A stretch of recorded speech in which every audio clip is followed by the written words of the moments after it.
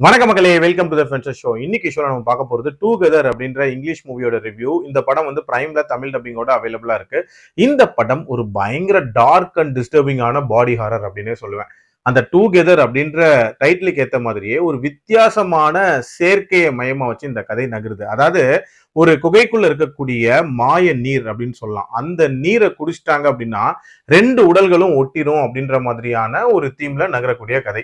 இந்த படத்தோட ஸ்டார்டிங்ல அந்த தண்ணீரை வந்து 2 நாய்கள் குடிக்குது. அதுக்கப்புறம் அந்த 2 நாய்களோட உடலும் ஒன்னாகி ஒரு விகாரமான தோற்றத்துல ஸ்டார்டிங்லயே ஒரு காட்சி வச்சிருப்பாங்க. அதுவே பயங்கர டிஸ்டர்பிங்கா இருக்கும். அதுக்கப்புறம் நம்ம ஹீரோயினோட கதையை காட்டுறாங்க. ஹீரோவை பொறுத்த வரைக்கும் ஒரு பட்டிங் மியூசிஷியனா இருக்காரு அண்ட் ஹீரோயின் வந்து ஒரு டீச்சரா இருக்காங்க. அந்த இடத்துக்கு அவங்க புதுசா குடி வந்திருப்பாங்க.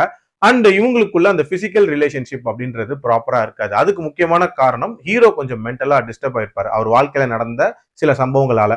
சோ இதனால இவங்க 2 பேரும் ஒன்னா இருக்கலாம் அப்படின்னு சொல்லிட்டு நிறைய டைம் முயற்சி பண்ணுவாங்க. சோ அது மாதிரி ஒரு டைம் ஜாலியா வெளியே போகும்போது அந்த குகைக்குள்ள தவறி விழுந்துடுறாங்க. அந்த தண்ணியும் குடிச்சிடுறாங்க.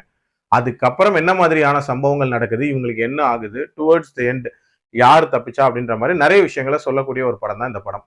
எனக்கு இந்த படத்துல பிடிச்ச விஷயமே இந்த படத்தோட அந்த பாடி ஹாரரை ஜென்ரேட் பண்ண விதம்.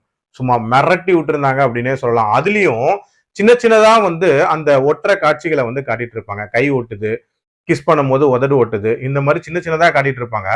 சோ பெரிய சம்பவம் நடக்கும்போது இவங்களுக்கு என்ன நடக்க போகுது அப்படின்னு நம்ம யோசிப்போம்ல, அந்த காட்சியை காட்டுவாங்க பாருங்க. உண்மையிலேயே வேற லெவல்ல இருந்துச்சு. அதுலயும் கிளைமேக்ஸ் அப்படின்றதெல்லாம் ஒரு அல்டிமேட் கிளைமேக்ஸா இருந்துச்சு அப்படின்னே சொல்லுவேன். அண்ட் இந்த படத்தை முடிச்ச விதத்திலையும் ஒரு இன்ட்ரெஸ்டிங்கான சர்ப்ரைஸ் மூமெண்டோட முடிச்சிருந்தாங்க அப்படின்னே சொல்லலாம். அதுவுமே சூப்பரா இருந்துச்சு. அண்ட் ஆல்சோ ஹீரோவோட லைஃப்ல நடந்த சம்பவங்களை வச்சு அவர் விஷுவலைஸ் பண்ணி காட்டுற காட்சிகள் இருக்கும்ல, அது வழியாவே நிறைய த்ரில் எலிமெண்ட்ஸை ஜென்ரேட் பண்ணியிருந்தாங்க. அதுவுமே சூப்பரா ஒர்க் அவுட் ஆயிருந்துச்சு. அண்ட் டியூரேஷன் வைஸ் ரொம்ப கிறிஸ்பா 1.25 மணி நேரத்துக்குள்ள முடியக்கூடிய ஒரு படம். ஒரு சிம்பிளான அதே நேரத்துல ஒரு எஃபெக்டிவான ஒரு பாடி ஹாரர் தான். எனக்கு என்னன்னா இதெல்லாம் ஏன் நடக்குது, அந்த குகைக்குள்ள இருக்கக்கூடிய மர்மங்கள் அப்படின்றத பத்தி டீடைலிங் இருக்குல்ல, அது கண்டிப்பா இன்னுமே பெட்டரா இருந்திருக்கலாம். ரொம்ப மேலோட்டமா சொன்ன மாதிரியான ஒரு ஃபீல் தான் இருந்துச்சு. அண்ட் கிளைமேக்ஸ் நோக்கி போகக்கூடிய அந்த காட்சிகள் அப்படின்றதுமே இன்னும் கொஞ்சம் டீடைல்டா இருந்திருக்கலாம் அப்படின்ற ஒரு ஃபீல் இருந்துச்சு.